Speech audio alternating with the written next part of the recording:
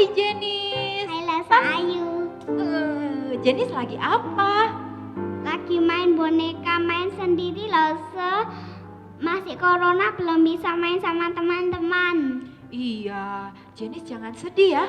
Gimana kalau kita memuji Tuhan saja? Jenis suka nggak memuji Tuhan? Suka. Yeay, Jenis itu ada teman-teman tuh yang di rumah yang juga siap memuji Tuhan. Yuk kita sapa mereka dulu ya. Hai teman-teman di rumah, apa kabar? Hai adik-adik, selamat hari Minggu.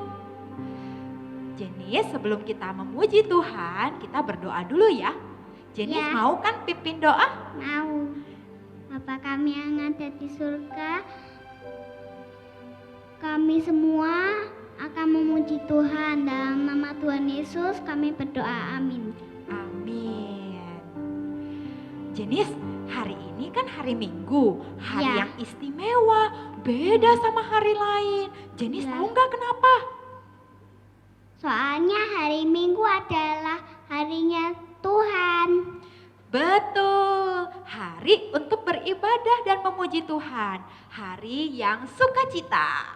Yuk, Lose dan teman-teman kita memujikan lagu hari ini harinya Tuhan. Ayo, bonekanya ditaruh aja dulu Jenis.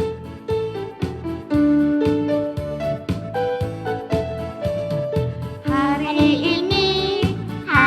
ini harinya Tuhan, harinya Tuhan. Mari kita bersukaria, bersukaria. Hari ini harinya Tuhan, mari kita bersukaria. Hari ini harinya Tuhan. Sekali lagi ya. Hari ini harinya Tuhan, harinya Tuhan. Mari kita bersukaria, bersukaria. Hari ini harinya Tuhan, mari kita bersukaria. Hari ini harinya Tuhan.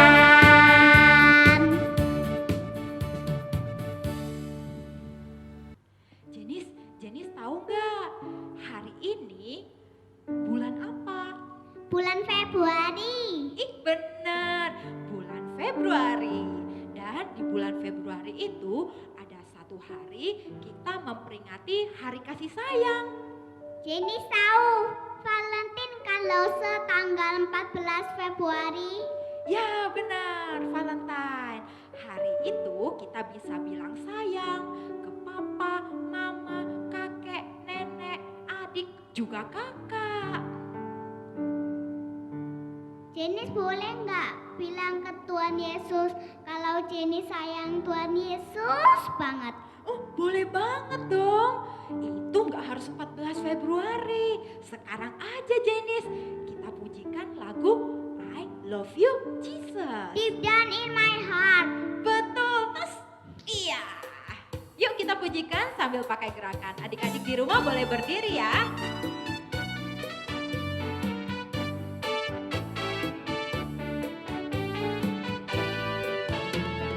I love you Jesus, deep down in my heart.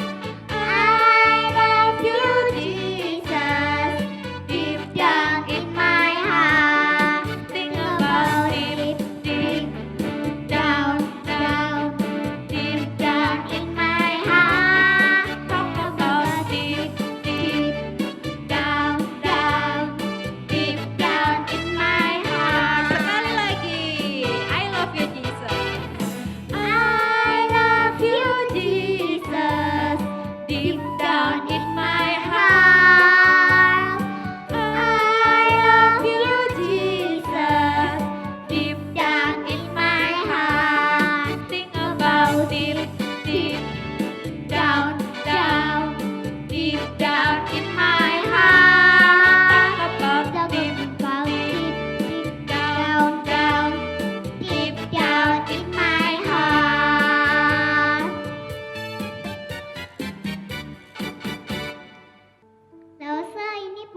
Februari, berarti ada lagu tema ya Lause. Iya benar, Jenis tahu banget. Nah benar adik-adik yang di rumah, di bulan Februari kita ada theme song. Judulnya Yesus di dalam rumahku. Kita nyanyikan sama-sama ya, dalam bahasa Indonesia, bahasa Inggris, bahasa Mandarin, dan bahasa India. Hore! Oke Lause. Yuk teman-teman, kita pujikan. Sambil pakai gerakan yuk.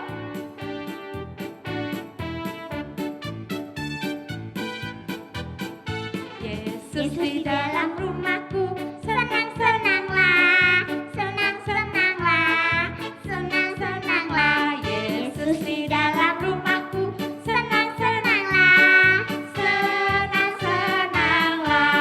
Bahasa Inggris. When Jesus in the family, happy happy home, happy happy home, happy happy home. When Jesus in the family, happy happy home, happy happy home. Bahasa Mandarin. 主耶稣在我家庭中，快乐快乐呀，快乐快乐呀，快乐快乐呀。主耶稣在我家庭中，快乐快乐呀，快乐快乐呀。Bahasa India. Jab Yesu mereka dengar, kusi-kusi he, kusi-kusi he, kusi-kusi he. Jab Yesu mereka dengar, kusi-kusi he, kusi-kusi he. Adik-adik, jangan lupa memberikan persembahan dengan cara mentransfer ke nomor rekening gereja. Adik-adik bisa minta tolong papa atau mama untuk memberikan persembahan di nomor rekening berikut ini.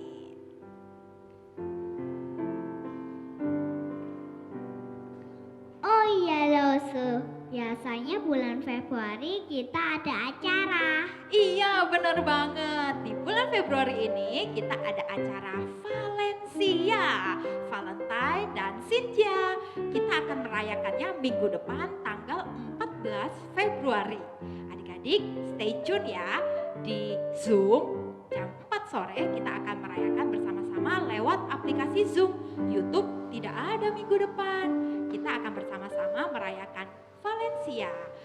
Satu lagi adik-adik, jangan lupa untuk mengambil bingkisan yang ada di gereja untuk kita buka bersama-sama tanggal 14 Februari. Oke?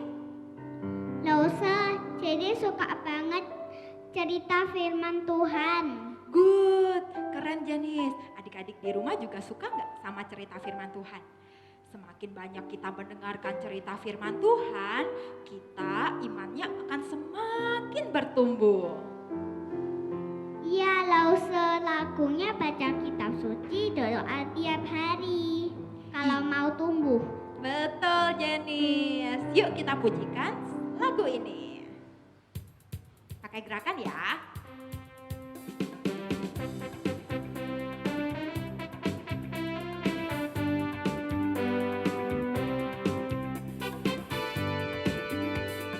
Baca kitab suci, doa tiap hari, doa tiap hari, doa tiap hari.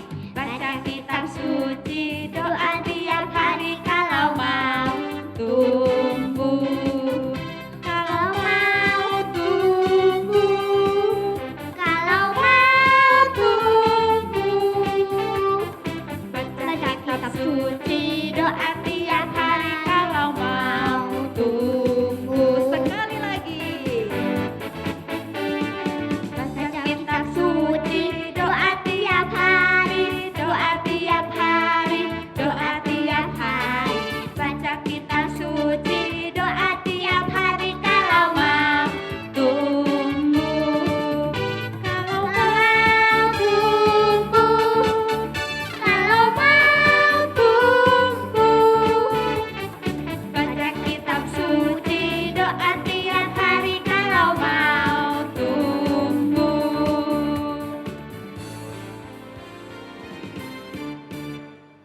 Selamat mendengarkan firman Tuhan. Bye-bye teman-teman. Tuhan Yesus memberkati.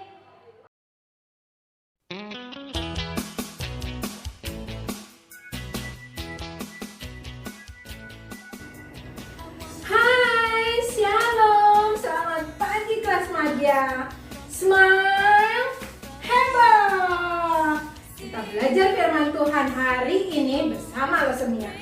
Sudah siap? Sudah mandi semuanya kan? Iya, mari kita berdoa lebih dulu ya. Mari kita satu dalam doa. Tuhan Yesus, kami mengucap syukur untuk hari ini. Kami berterima kasih Engkau memberkati kami dengan tubuh yang sehat. Kami dapat beribadah pada hari ini.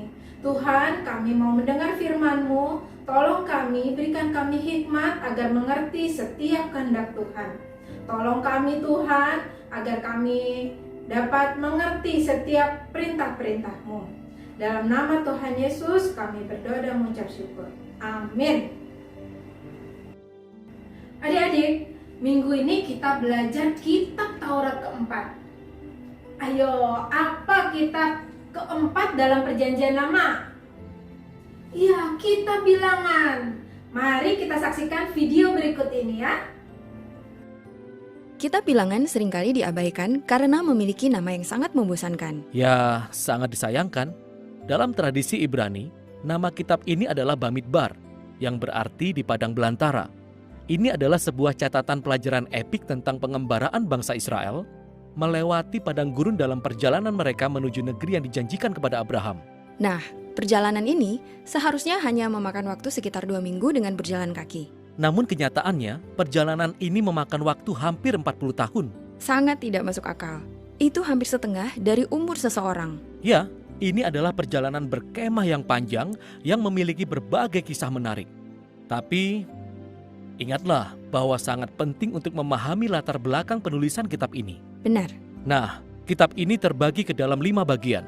Ada 3 lokasi padang gurun yang dipisahkan oleh 2 perjalanan yang menghubungkan semua bagian. Padang gurun yang pertama adalah Gunung Sinai yang terletak tepat di sini, di peta ini. Dan di bagian kedua, mereka melakukan perjalanan ke suatu wilayah yang disebut Paran. Dan banyak hal yang terjadi di padang gurun Paran. Dan bagian keempat adalah tentang perjalanan bangsa Israel ke Moab. Kitab ini diakhiri dengan sebuah bagian besar yang terjadi di padang gurun Moab, tepat di seberang sungai Yordan dari tanah perjanjian.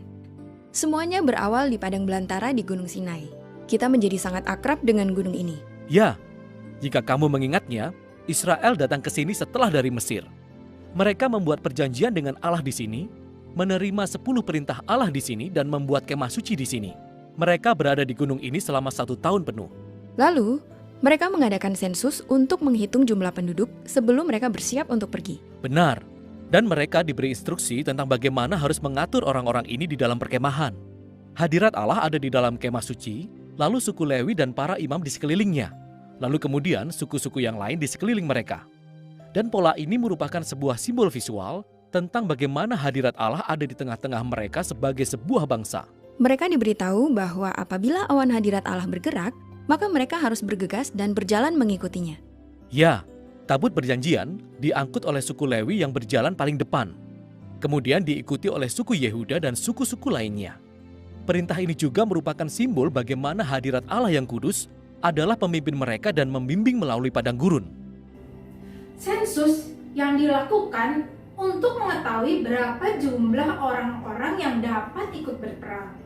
Tanah Kanaan sudah dekat. Allah mempersiapkan umatnya untuk menaklukkan tanah Kanaan. Bangsa Israel meninggalkan Gunung Sinai dan berjalan menuju Kades Barnea. Tempat ini sudah sangat dekat ya dengan tanah perjanjian. Allah memerintahkan mengutus 12 orang pengintai untuk menjelajahi tanah Kanaan. 12 orang ini berasal dari tiap-tiap suku bangsa Israel. Kalian ingat hasil pengintaian mereka? Saat kembali dari mengintai, mereka membawa 1 tandan. Ya, kalian tahu? Buah anggur yang sangat besar. Saking besarnya, perlu 2 orang untuk memikul membawa buah anggur ini adik-adik. Ya, mereka melaporkan bahwa negeri ini, negeri tanah Kanaan ini berlimpah dengan susu dan madunya. Menandakan bahwa tanah Kanaan adalah tanah yang subur. Ya, banyak hasil buminya. Nah, tapi laporan ini belum selesai. Ada tapinya. 10 pengintai mengatakan, negeri ini diisi dan dihuni oleh orang-orang yang kuat, yang besar seperti raksasa. Bahkan mereka pun seperti belalang kecilnya. Orang-orang di sana itu kanibal dan makan orang. Laporan ini membuat ciut nyali bangsa Israel. Yang mendengarnya ya mereka takut. Tapi Kaleb dan Yosua yang termasuk dalam 12 pengintai ini berusaha meyakinkan kalau mereka itu mampu mengalahkan dan menduduki negeri ini. Mereka katakan bangsa Israel harus percaya kepada Allah bahwa Ia akan memberi mereka tanah tersebut. Allah menyertai dan jangan takut. Bangsa Israel yang mendengar Yosua dan Kaleb ini tidak mau percaya. Mereka udah saking khawatir ya, mereka udah gak mau dengar lagi. Ya, sampai marah mereka mau melempari Yosua dan Kaleb dengan batu, adik-adik. Mereka marah-marah sama Allah. Mereka bilang, kenapa dibawa keluar dari tanah Mesir? Kenapa kalau kami harus mati di tempat ini? Terus menerus mereka bersungut-sungut dan menghujat Allah. Murkalah Allah karena perlakuan bangsa Israel ini yang tidak mau percaya dan malah menghina Allah. Padahal sudah banyak ya mukjizat yang Allah lakukan untuk memelihara mereka selama perjalanan yang mereka lalui. Mereka, bangsa Israel ini sudah 10 kali mencobai Allah dan tidak mau taat perintahnya. Duh, betapa sabarnya Allah terhadap bangsa Israel ini, adik-adik.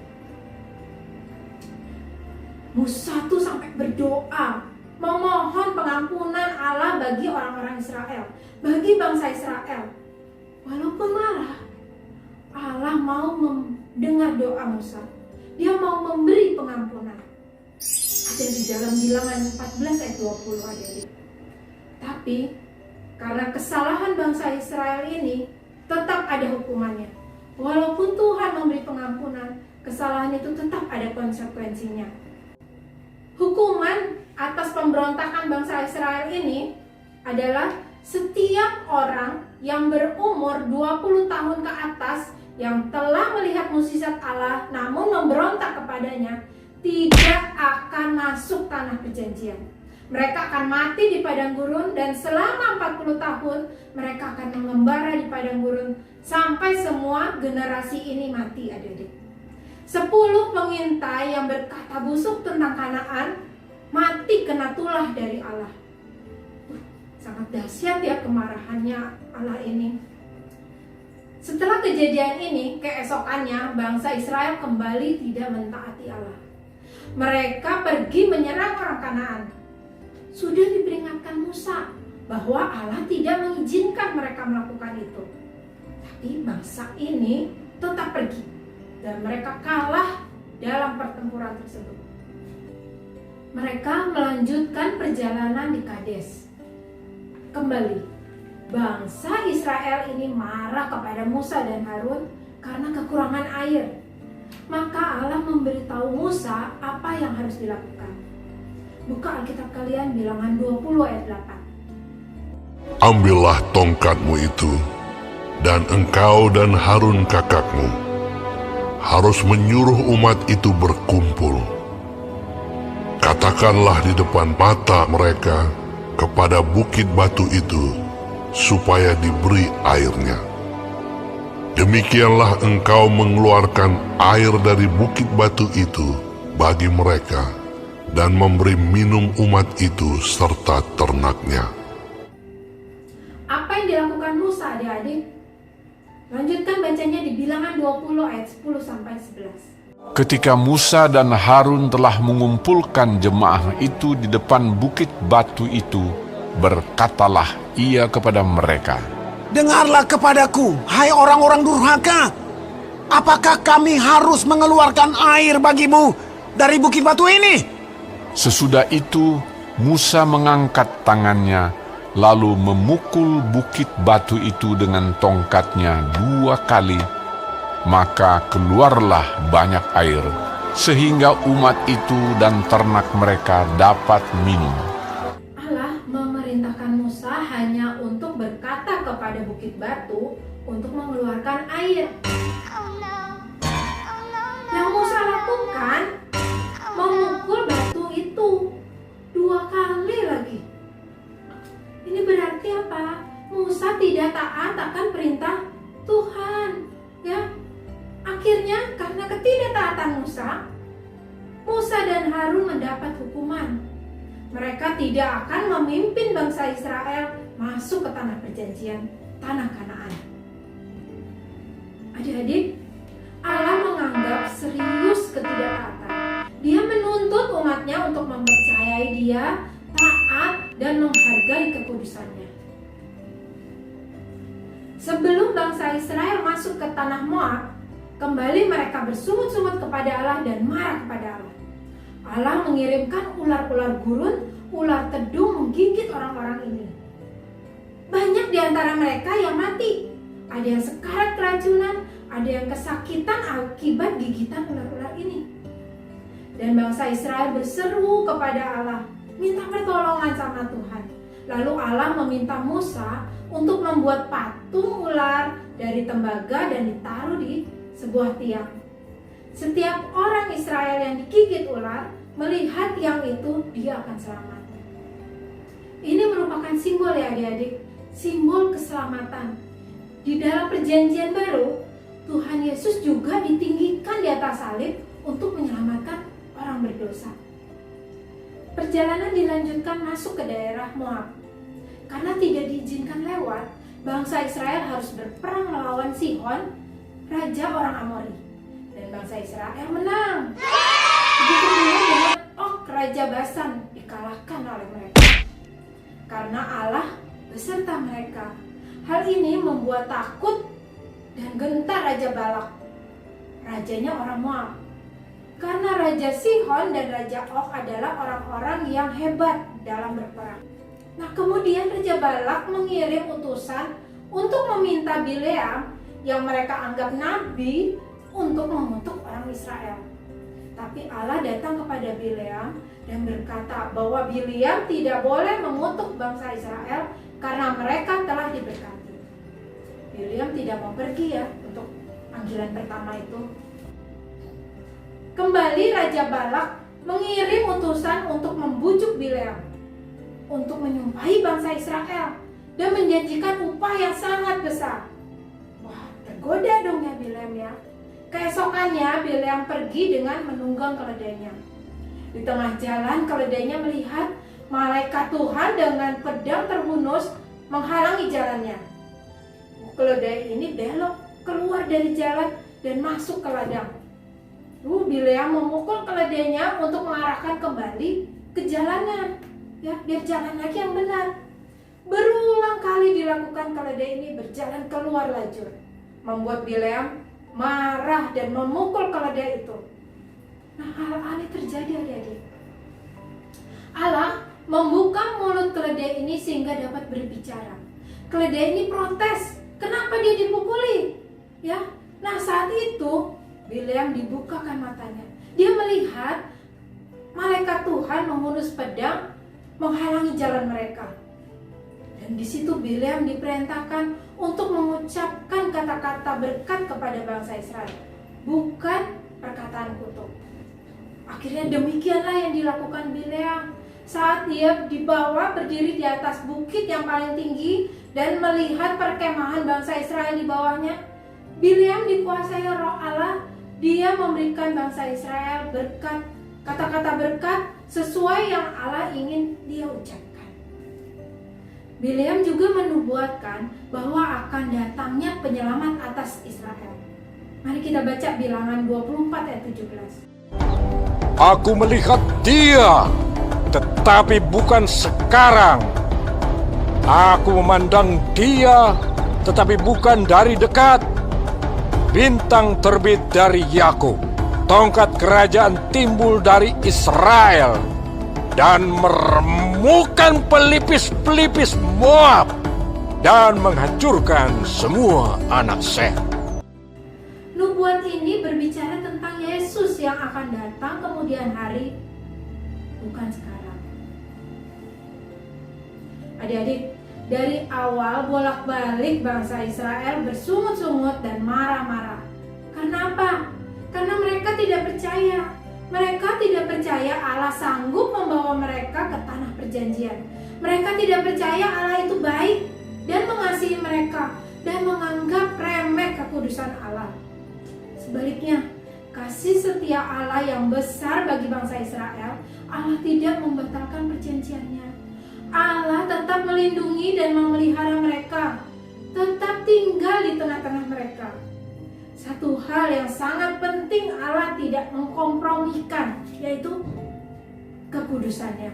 Bangsa Israel tidak bisa berbuat semaunya, karena pada akhirnya Allah menghukum dengan tidak mengizinkan generasi pertama untuk masuk ke tanah perjanjian. Mari kita belajar untuk menghargai Allah yang sudah memilih kita. Kita menghargai Allah dengan iman kita. Kita percaya penuh bahwa Allah sanggup menggenapi setiap janjinya, termasuk keselamatan dan hidup yang kekal di dalam Yesus.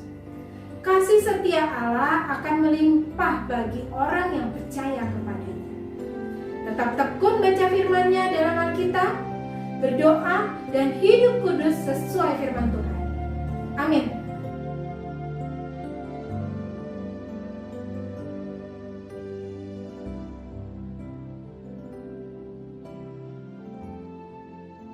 Mari kita berdoa. Tuhan Yesus, kami berterima kasih, mengucap syukur Tuhan untuk firman-Mu hari ini.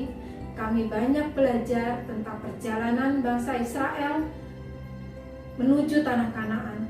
Tuhan, ajarkan kami untuk menjadi orang yang selalu taat firman Tuhan, selalu mendengar akan setiap firman perintah-Mu dan menjalankannya di kehidupan kami hari pas hari. Biarlah iman kami kuat di dalam Engkau dan selalu yakin percaya. Biarlah iman kami dapat dilihat orang-orang di sekitar kami yang membuat mereka menjadi mengenal akan Engkau melalui kehidupan kami. Terima kasih Tuhan Yesus, kami berdoa dan mengucap syukur. Amin. Mari kita satu dalam doa. Tuhan Yesus, kami berterima kasih sudah mendengar firman-Mu hari ini. Tolong kami Tuhan, agar kami memiliki iman yang kuat. Butuh hikmat daripada Tuhan dalam menjalankan setiap firman-Mu. Biarlah hidup kami berjalan sesuai dengan kehendak Tuhan. Pakai kami Tuhan untuk menjadi alat kemuliaan-Mu. Terima kasih Tuhan Yesus. Dalam nama Tuhan Yesus kami berdoa dan mengucap syukur. Amin. Oke, selamat hari Minggu adik-adik. Tuhan Yesus memberkati. Bye.